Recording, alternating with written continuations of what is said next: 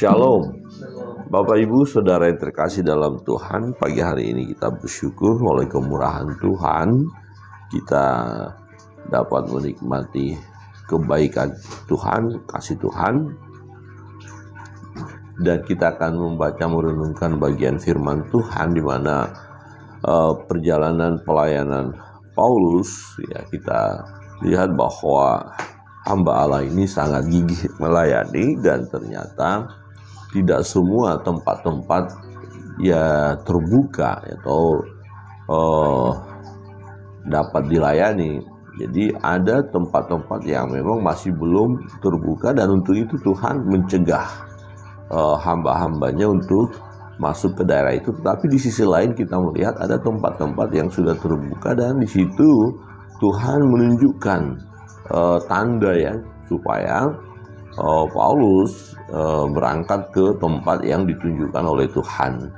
Ya, ini hal yang tentu menyenangkan hati kita, menguatkan hati kita ketika kita akan memberitakan kebenaran ini.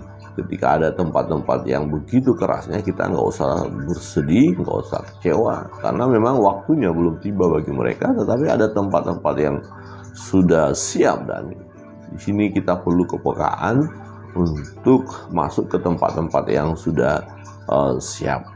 Ya, firman Tuhan di dalam Kisah Para Rasul pasal 16, mari kita buka Alkitab kita mulai dari ayat 4, kita akan baca secara bergantian.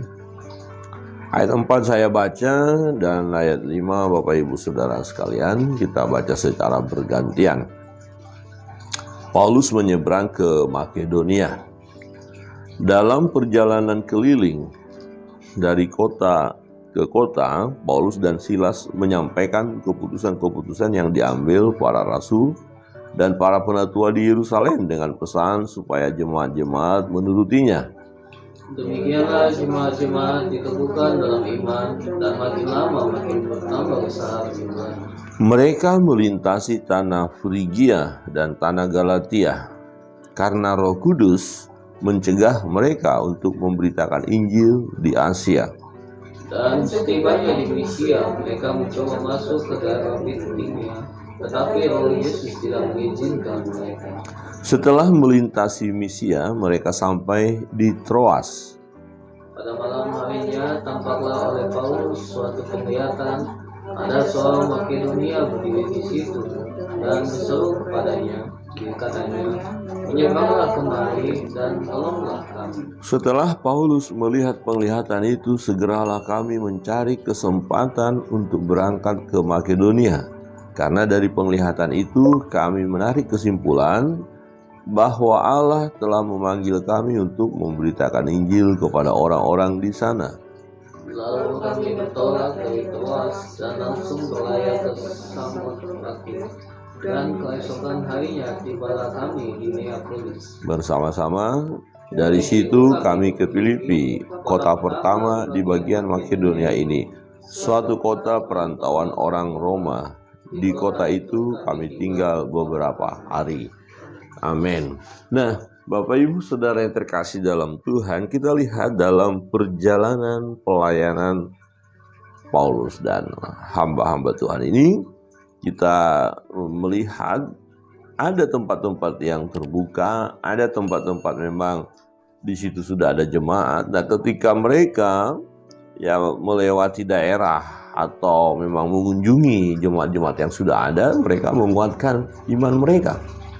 Ya, dikatakan di ayat 5, demikianlah jemaat-jemaat diteguhkan dalam iman, dan makin lama makin bertambah besar jumlahnya. Pertama kita melihat pelayanan Paulus ya bersama timnya adalah pertama menguatkan jemaat yang sudah ada. Jadi jemaat yang sudah ada perlu dilayani, perlu dikuatkan, perlu diteguhkan iman mereka. Ini adalah bentuk pelayanan yang harus kita lakukan. Jadi orang-orang percaya perlu dibina, dibimbing ya, dikuatkan iman. Dan menarik adalah ketika jemaat-jemaat itu diteguhkan dalam iman, dan dikatakan makin lama makin bertambah besar jumlahnya. Kenapa? Karena jemaat-jemaat yang imannya sudah teguh, imannya sudah bertumbuh, ya mereka ternyata bergerak juga ya menjadi pelayan-pelayan di daerah mereka. Sebab Paulus dan tim akan meninggalkan daerah itu. Nah, bagaimana bisa bertumbuh jemaat di situ kalau tidak ada yang melayani? Nah, ternyata kesaksian hidup jemaat-jemaat yang sudah diteguhkan iman itu ya membawa jiwa-jiwa baru untuk datang kepada Tuhan. Ini sesuatu yang luar biasa, dan hal ini perlu kita teladani sampai sekarang, sebab inilah hati Tuhan. Nah, jemaat-jemaat diteguhkan, jemaat yang sudah teguh imannya, jemaat yang sudah dewasa, artinya memiliki iman yang teguh, dia bergerak, dia memberitakan firman, dia juga menjadi saksi, dan akhirnya jemaat-jemaat itu semakin bertumbuh, semakin tambah besar. Itu yang pertama. Yang kedua adalah kita perlu juga melayani atau memberitakan kabar sukacita kepada orang-orang yang belum pernah mendengarkan kabar baik ini, orang-orang yang belum pernah mendengar Injil, orang-orang yang belum percaya kepada Yesus, perlu mendengar kabar ini. Tetapi kalau kita lihat ada dua bagian juga hal ini, ada orang-orang yang sudah siap dan ada yang belum. Nah, ini menjadi sesuatu hal yang penting bagi kita ketika kita hendak menyatakan kebenaran ini. Nah, bagi mereka yang belum siap, kita nggak perlu kecewa, nggak perlu sedih ya. Ya memang waktunya mereka belum, atau mungkin juga mereka memang orang yang mengeraskan hati dan tidak mau bertobat. Ya sudah, tujuan kita hanya menyampaikan kabar baik ya, hanya menabur benih itu saja. Apakah yang nanti benih itu jatuh ke bebatuan atau di pinggir jalan atau semak-semak, kita nggak ngerti, nggak tahu ya. Apakah di tanah yang subur, ya syukur-syukur, atau puji Tuhan tanah yang subur. Dan ternyata memang ada yang jatuh di pinggir jalan juga ya. Nah, yang terpenting bagi kita terus ya menabur, terus memberitakan kabar sukacita, terus memberitakan Injil. Nah, di ayat 6, mereka melintasi tanah Frigia dan tanah Galatia karena Roh Kudus mencegah mereka untuk memberitakan Injil di Asia. Dan setibanya di Misia, mereka mencoba masuk ke daerah Bitinia, tetapi Roh Yesus tidak mengizinkan mereka ya. Jadi jangan kita kaget kalau Roh Kudus atau Roh Tuhan menghalangi kita untuk masuk ke satu daerah baru untuk memberitakan kabar sukacita ya. Jadi perlu kepekaan bagi kita atas pimpinan Roh Tuhan. Apakah tempat ini sudah waktunya untuk digarap, sudah waktunya untuk diberitakan kabar sukacita atau belum? Nah, walaupun tidak dijelaskan alasan di sini, tetapi yang jelas adalah Tuhan menghambat mereka. Ya, Tuhan menghalangi mereka. Ya, Tuhan tidak izinkan mereka untuk masuk ke daerah itu. Ya, belum waktunya bagi mereka, atau mungkin juga orang-orang yang ada di sana memang sama sekali nggak ada yang siap. Ya, masih mengeraskan hati bisa saja. Jadi bukan berarti Tuhan mau membiarkan mereka, tidak, karena firman Tuhan katakan Tuhan tidak menghendaki kematian orang fasik itu di dalam kefasikannya. Ya, tetapi Tuhan menghambat atau menghalangi Paulus dan tim untuk melayani ke daerah-daerah itu ya.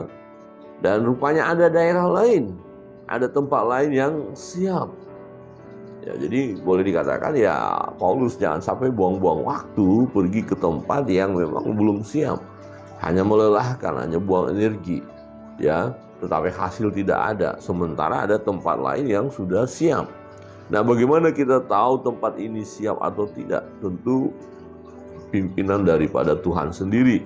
Ya, maka kita butuhkan kepekaan kita untuk mendengar suara Tuhan, untuk mendengar tuntunan Tuhan. Kita melihat di ayat 9.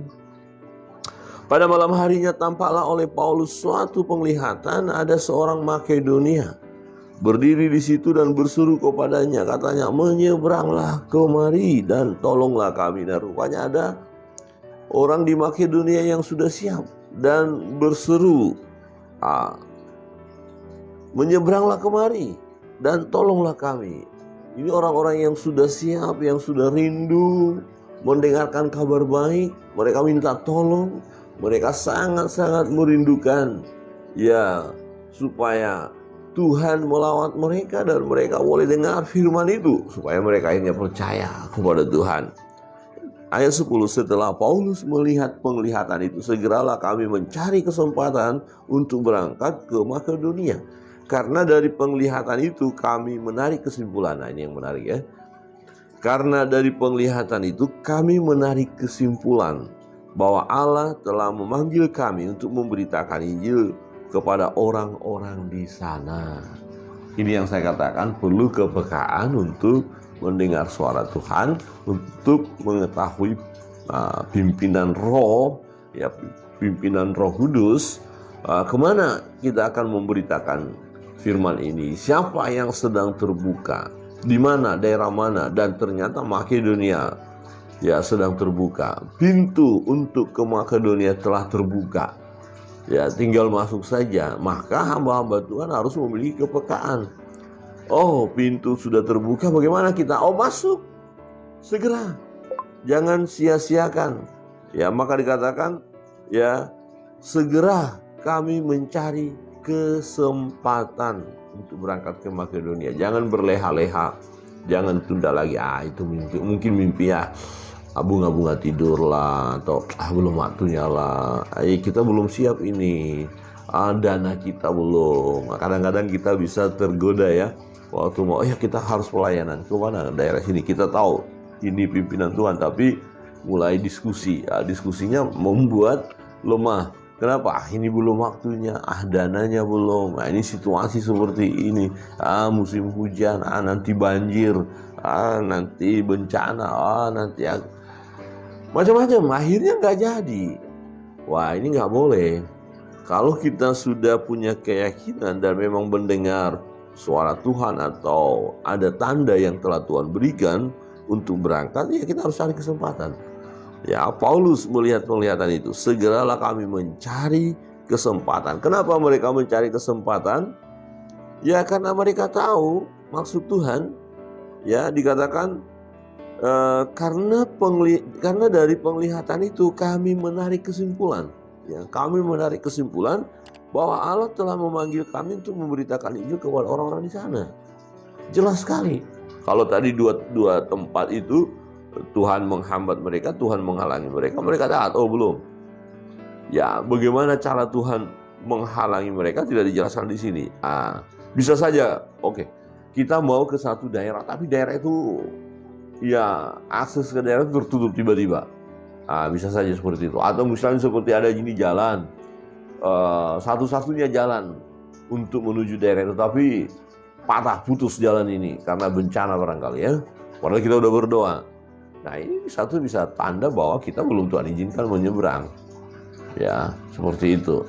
Nah, tetapi kalau daerah itu sudah terbuka, mesti ada terbuka jalan. Hanya bagaimana kita? Adakah kita mengambil kesempatan? Apakah kita segera atau mau menunda atau mau berleha-leha? Nah, dalam pemberitaan Injil kita tidak boleh menunda-nunda karena ini masalah kehidupan. Jangan sampai orang-orang yang sedang menantikan kabar baik itu mereka mati tanpa mengenal Tuhan. Nah, kematian kita tidak tahu kapan saja bisa terjadi. Jadi berbicara tentang pemberitaan kabar baik ini bersifat urgent, ya, penting dan harus segera. Ya, karena kita tidak tahu ya seseorang itu kapan dia meninggal dunia. Ya, jadi pastikan sebelum orang itu meninggal dia sudah berjumpa dengan Tuhan, sudah mengenal Yesus dan berseru di dalam nama Yesus. Ini menjadi satu perjuangan kita. Doa-doa kita kepada Tuhan supaya mungkin ada orang-orang yang kita kenal, sahabat kita, teman kita, keluarga kita yang belum percaya kepada Yesus, dan kita perlu terus naikkan doa-doa kita supaya mereka kelak berjumpa dengan Tuhan dan mendapatkan pelayanan. Mungkin bukan dari kita, tetapi ada hamba-hamba Tuhan yang lain yang memberitakan kabar suka itu kepada mereka, atau Tuhan bisa pakai kita. Nah, ini kita perlu berdoa. Untuk itu dibutuhkan kepekaan. Ya, Paulus bersama tim ya mengetahui hal itu dan menarik kesimpulan. Wah, ini sudah terbuka. Ayo.